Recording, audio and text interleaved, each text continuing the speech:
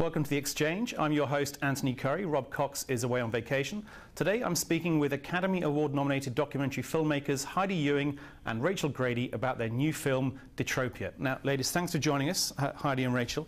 Now, first thing, this film, Detropia. This is about the city of Detroit, right? That's right. So the title, though, Detropia, it makes me think either of utopia or dystopia. Perfect. What are you angling for here? Well, that's up to the audience. I mean, Detroit at one point was considered this utopian dream for hundreds of thousands of people who came up from the South to work in the factories. Yep. And it has slid, and some people would describe it as a dystopia. So really, it's up to the audience to decide what Detroit could be and what it is today. But it's not necessarily just a historical. In fact, most of it is about what's happening now, with a few references back to, say, the 67 riots, but I realised that presidential candidate Romney's father was the one in charge at the time. Yeah, that's right. But what is it you're trying to do with this film, and how do you say that people should look at this film? Well, we wanted to anchor it very much in today.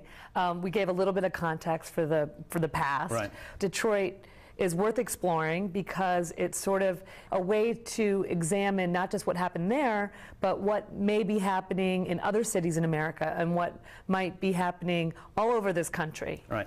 Especially with regards to the middle class. Basically, Detroit is the birthplace of the middle class by many, many accounts. And we hear about the shrinking middle class. What does that look like? What does that feel like? What does globalization look and feel like on the ground with regular people, not economists? So we went into Detroit and talked to regular Detroiters who have chosen to stay and look at how their life has changed because of these big economic shifts. Looking through the movie, there was one particular part of it that I liked, that I thought encapsulated the city's problems. So why don't we just have a look at this clip?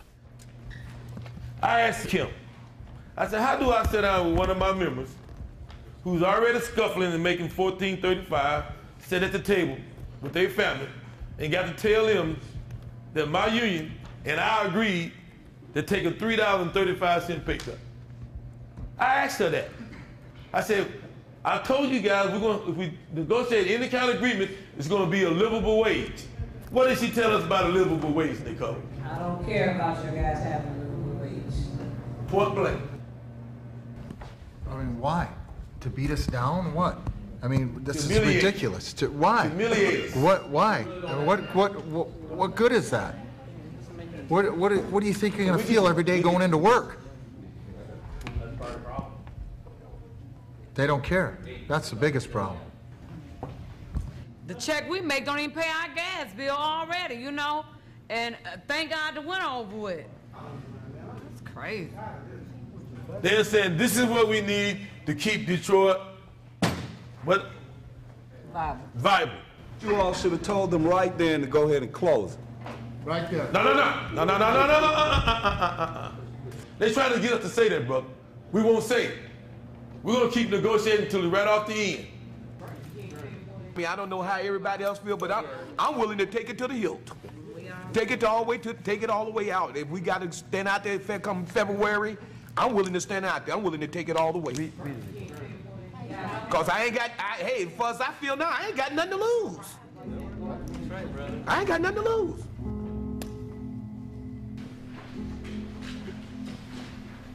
That really, it says everything about Detroit, doesn't it? That the car companies, it was basically a one-trick pony for so long. One-horse town, and that is very, very dangerous. I think a lot of other cities have realized that. Put all your eggs in one basket. And also there was very short-term thinking. No one ever thought that there was going to be such a quick rise in the rest of global competition. They got lazy, they got slow, they got bloated, and now you're left with a situation where they hadn't prepared for any other industries in the town. And now, of course, one of the things they're trying to come up with is maybe, this plan's been around for a couple of years now, they've done some work on it, which is to turn a lot of the vacant housing lots into farms, essentially. Right. Well, that's a big issue for Detroit is land use. Yeah. One of the things that sets it apart from other cities, other struggling industrial cities, is its size. It is enormous. It's huge.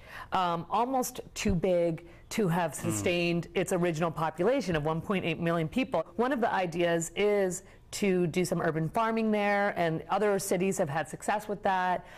Just recently, they have proposed to plant trees and create timber and lumber industry there, which, you know, I think is an interesting idea, but again, it's something that they haven't been able to... The biggest issue, I think, is, well, there's several issues, and one of them comes out in the film clearly, which is that people who are going to be the object of this have to move, really don't trust what they're being told. Right. No, the people of Detroit, first of all, a lot of people are against the concept of going back to an agrarian lifestyle. I mean, their ancestors left agrarian lifestyle so that they could work in big bad industry. So it's a tough sell, A.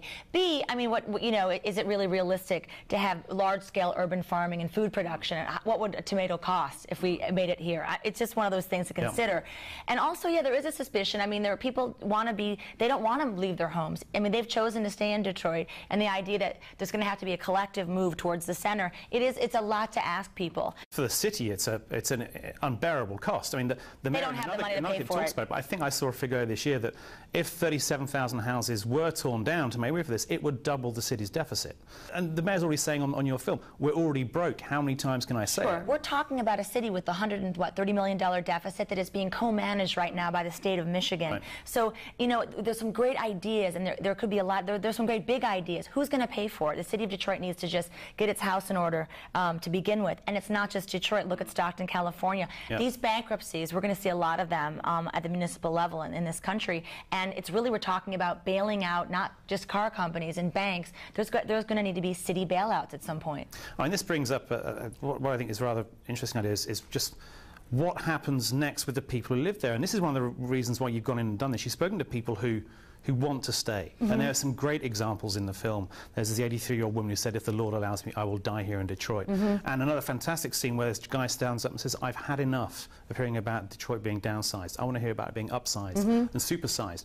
Were you surprised to find that many people so rooted to the community? I keep hearing anecdotes of people say, I cannot wait to get away from Detroit, or I left 10 years ago, I'm never going back. Right. Well, the people that have decided to stay are different than the ones that have left, certainly, because you have to make a lot of sacrifices to live there. There is not, the city services that most Americans are used to. So you're definitely, the people there are more passionate and more committed than you would find in other places. Yeah, exactly. I think here in New York, if a bus line gets closed down, there's an uproar, but then people go away. In Detroit, they have closed down some of the bus lines. They've closed down lights that police have even been moved out of the city. There's been layoffs, for the police department. So, I mean, and this is basically killing the city even more, but if they don't do it, it kills the city. It's a really vicious circle. Sure. It basically encompasses, and that was one of the things that attracted us to Detroit, is a lot of cities have the same problems, but Detroit seems to have all the problems in the same place. What about, you also do look to the future a little bit, and you look at those who are moving in, and what was the statistic? 50, 60% increase in the number of young people living in downtown Detroit. That's right, and there's like 3 neighborhoods downtown Detroit that seems to be attracting, 20-something, artistically minded, that creative class that people like to describe.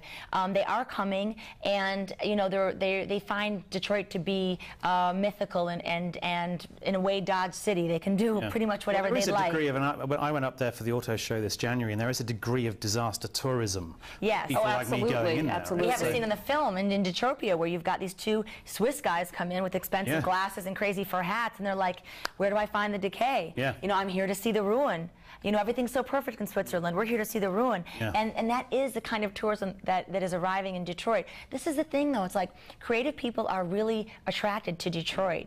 And if that can be harnessed, it should be harnessed, and they should run with that. You've got all these educated kids coming out of college. They can't find jobs. So if that weren't happening, I don't think Detroit would be seeing this influx. They can go to Detroit. They can afford to live there. In a way, places like Detroit might become more popular with all these kids coming out of college with no jobs. No, absolutely. Okay, well, the film Detropia opens in New York City first, is that right? September 7th in New York. September 14th, we start opening across 30 more cities. Okay, excellent. Well, Heidi, Rachel, thank you very much for coming on the show. I'm Anthony Curry. Join us next time for another episode of The Exchange.